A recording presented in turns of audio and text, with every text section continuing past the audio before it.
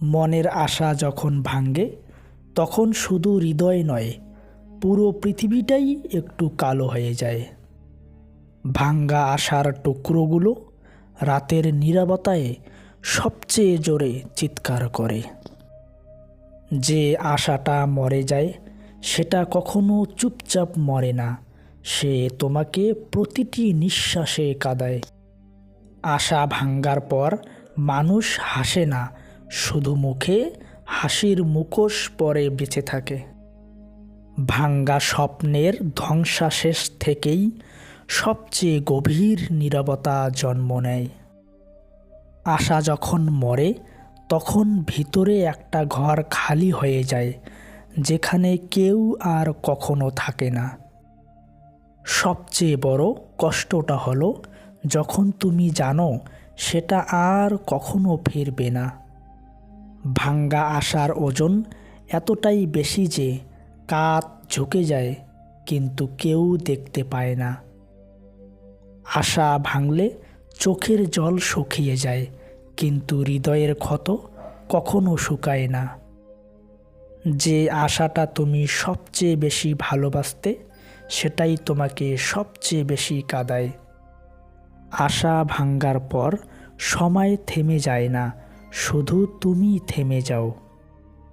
ভাঙ্গা স্বপ্নের টুকরো দিয়েই অনেকেই নতুন করে বাঁচার চেষ্টা করে, কিন্তু হাত কেটে যায়।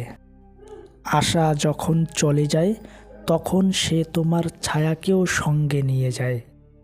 সবচেয়ে নিষ্ঠুর ব্যথা হলো যখন তুমি জানো এটা তোমারই ভুল ছিল ভরসা করা। আশা ভাঙলে মানুষ বড় হয়, কিন্তু ভিতরটা ছোট হয়ে যায়। যে আশা আর ফিরবে না তার জন্য কাঁদতে কাঁদতে চোখ শেষ হয়ে যায়। ভাঙ্গা আশার ধুলো থেকেই সবচেয়ে কঠিন সত্যটা জন্ম নেয়। আশা মরে গেলে বুকের ভিতর একটা শূন্যতা থেকে যায়, যেটা কোনো শব্দে ভরা যায় না। সবচেয়ে বড় হার হলো যখন নিজের উপর থেকে ভরসা উঠে যায়। আশা ভাঙ্গার পরেও সকাল হয়, কিন্তু সেই সকাল আর আগের মতো রঙিন থাকে না। ভাঙ্গা স্বপ্নের ক্ষত সারতে সারতে অনেক সময় লাগে, কখনো সারেও না।